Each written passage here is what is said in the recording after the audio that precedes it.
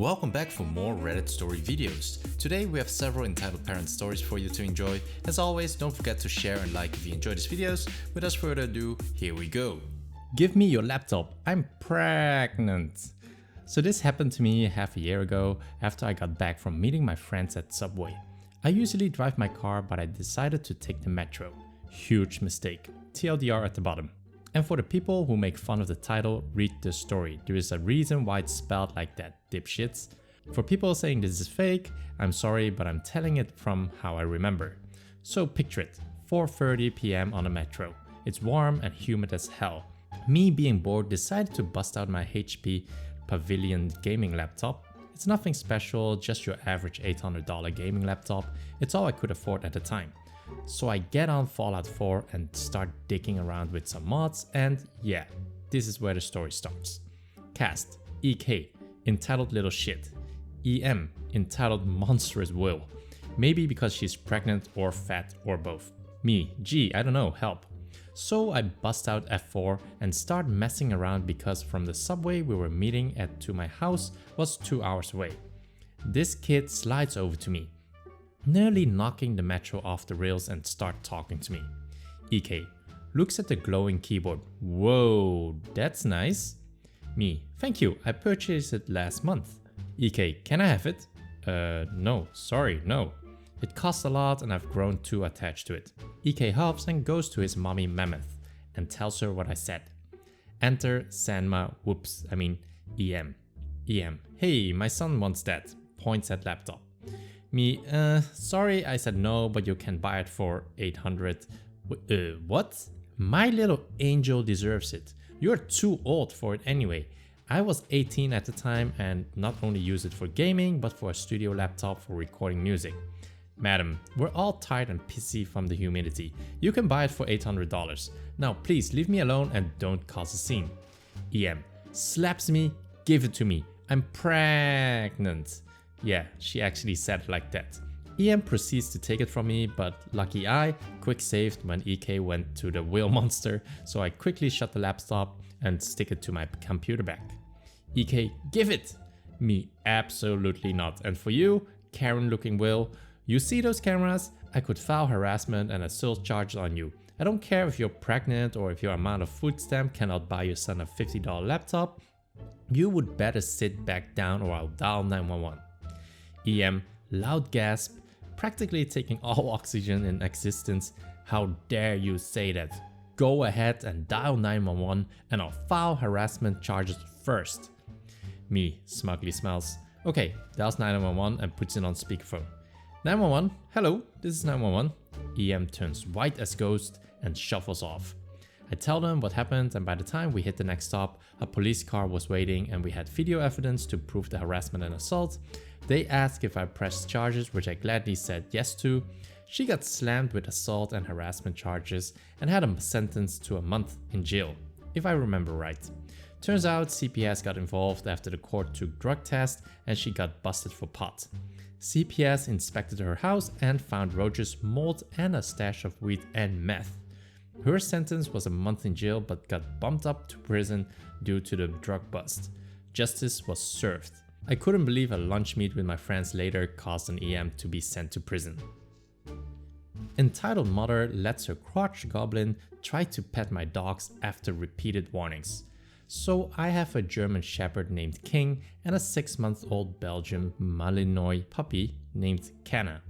Sorry, no dog tags, my dad said so. I'm 14 by the way. Both are super friendly but don't leave much room for bullshit, so interaction with children is pretty limited unless I know and trust the kid. This is also my first run-in with an EM. This story takes place at a local park while I was walking my dogs. I just happened to be there while EM and her crotch goblin were on the playground. Cast, EM entitled mom, me, yours truly, EK entitled kid, 8 or 9 years old, NM, nice mom, my savior in the story, NC, nice kid, 9 years old. So EM and EK are one family and NC and NM are another. NC approaches first politely and after that EM and EK approached. Let's hop in. NC, hey, can I please pet your dogs? Sorry, they are uncomfortable around kids. I also have to get home for dinner. Oh, okay, bye. About a minute later, EM, let my son pet your dogs. I'm sorry madam, they aren't comfortable around kids and besides I have to be home for dinner. EK, doggy! He tries to approach Kana, she gets startled and slinks behind me. Why is it hiding? Make it come out. I'm not going to. You scared her and I already told you she doesn't like kids. Please leave me alone. EM, don't talk to my kid like that, you delinquent. He got good grades last school year and deserves to pet him. Make her come out. No lady, I try to be polite but it's obviously this isn't going anywhere. I'm leaving. EM literally grabs my arm and as I turn around to face her, I fall. That's something you don't do when I have my dogs with me. They are very protective of me. They start barking and growling at EM. EM, oh my god, they're probably rabies. I'm calling the police to have them put down. Nice mom, who was watching the entire thing, steps in. Are you okay, kid? Is EM bothering you? I'm okay, I really just want to go home. You are not going anywhere. I'm calling the police. Your rabies mutts practically attacked me. Nice mom. You harassed and assaulted a minor. The police would arrest you before they worried about the calm. Uncontrolled dogs that were defending their owner. They had calmed down after some reassurance from me. EM, realizing that people are starting to stare, you'll be hearing from my lawyer. Runs off. Me, thank you for your help, madam. I don't know what her problem was. NM, my daughter was the one who asked to pet your dogs before and I noticed EK and EM going up to you. She just told me you might need some help. You know her? Yeah, she's pretty famous around here, the helicopter parent and her immature entitled brat. I've had a few run-ins with her before. My Shepherd King was sniffing at her. Oh, sorry, how rude of me. I have no idea if you even like dogs and I just let him do that. And after that display, you probably don't want them near you anyway. No, it's okay. I like dogs and I understand that they were defending you. As long as he won't attack me, it's fine. No, he definitely won't. You can pet him if you like. They just aren't comfortable around kids because most don't know how to interact correctly with dogs. And then pets him. And see, can I pet him? I'll be super careful and do everything you tell me to. Me, if it's okay with your mother, you can. Just don't mess with his ears, face or tail and be gentle. And see, mom, can I? As long as you're careful. And then pet him, very gently I should add. King really enjoyed the attention. Everything worked out in the end. I made it home for dinner and she actually got to pet one of my dogs and NM gave me her contact information in case EM actually does call her lawyer and need a witness. My dad is not happy about the situation and to be honest, neither am I. But I do have a story that I'm able to post for internet points, so that's a win in my book. She ruined my life. This happened a few years ago and after initial reactions and rants, we kinda put it aside as now we realize she's just a sociopath who has completely rewritten her own story to fit her current lifestyle and blames everyone else for her troubles and her daughters the same. But recently it's been playing on my mind, so I want some outside inputs to put this to rest once and for all. Context, it will explain this bit above. My grandma was the kindest woman I'll ever know or have the pleasure of meeting. She would give you her last penny if you needed it more than her. This will play a part later on. I mean, my dad brought Hell's Angels and Fairies maids home from countless car shows as a young lad, and she put them up for the night with fresh sheets and a full dinner as if they were her own family. She was a truly amazing woman. My granddad, on the other hand, although just as caring, was an engineering mastermind, producing countless one-off pieces with precision accuracy using his blunt-toothed lathe. His skill was just something that cannot be passed on and was nearly all self-taught.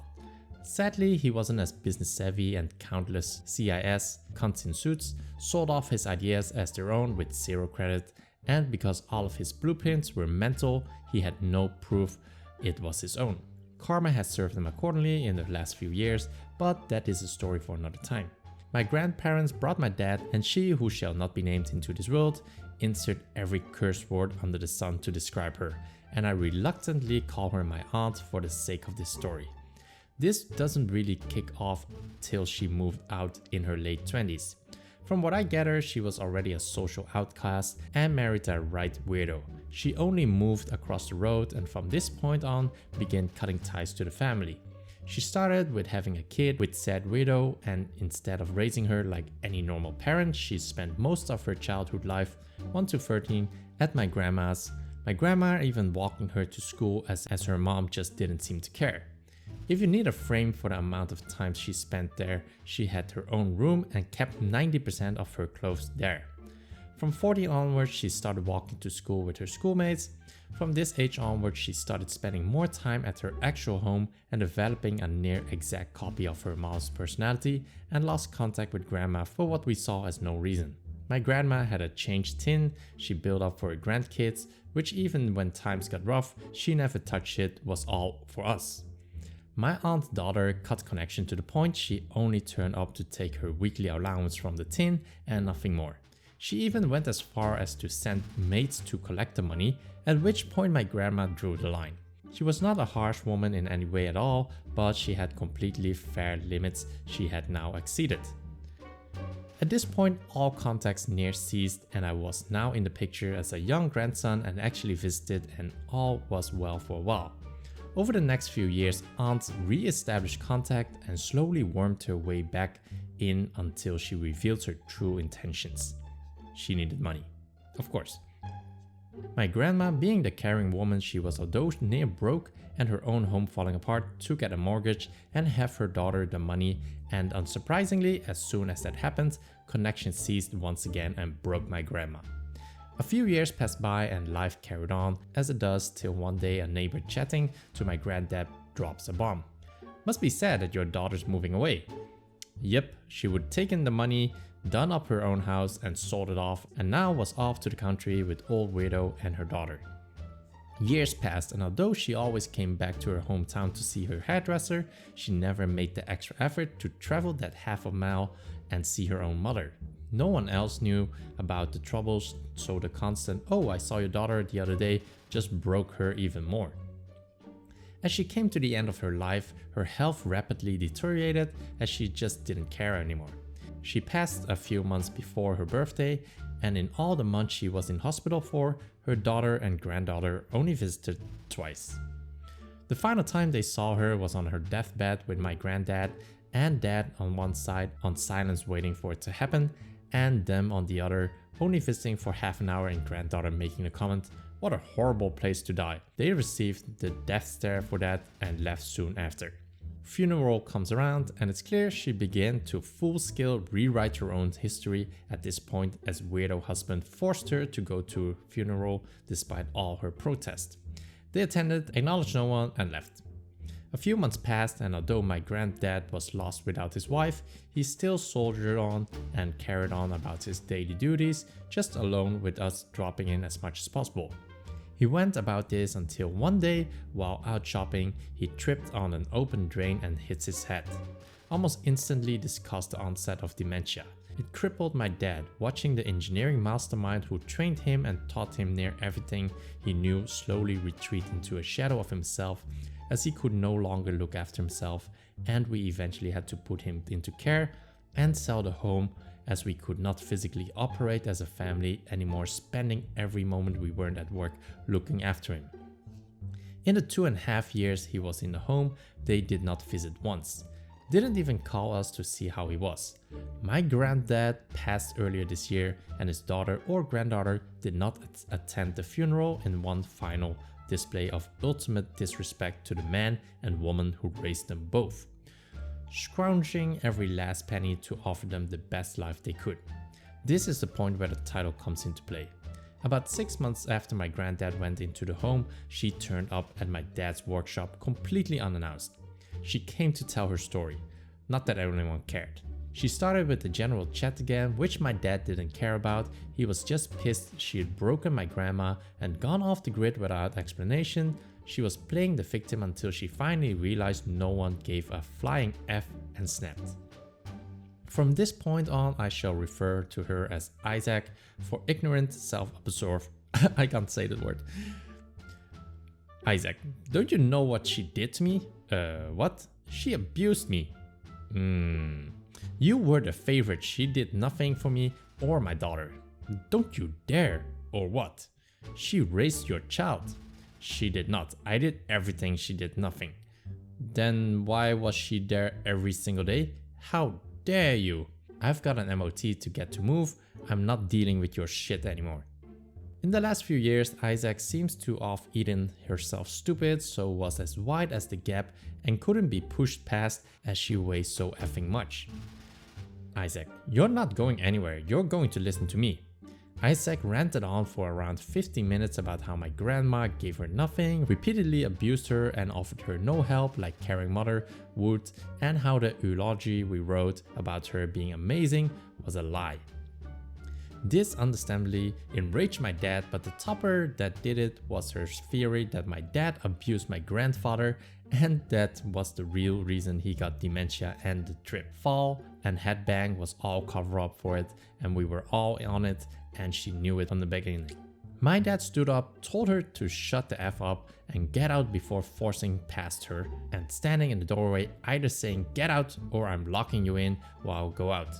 She reluctantly shuffled to the door, continuing to rant until my dad got in the customer's car and left her there. She wasn't there when he got back and we haven't seen her since. We still hear of her, and odd members of the family that are known for backstabbing to get higher do believe her twisted story. But nearly everyone else doesn't and believe that stupid story she conjured. So people of Reddit, what do you think? I say in my opinion, she's the C, and my grandparents are the best people I will ever have the pleasure of knowing and the best parents a child could ever ask for. Wow, this was heavy. So those were the stories for today's video. If you enjoyed this video, a like would be highly appreciated. It really does help my channel out. Also, if you enjoyed this and want to stay up to date on the latest videos, then don't forget to subscribe. Thanks for listening and I will see you in the next video.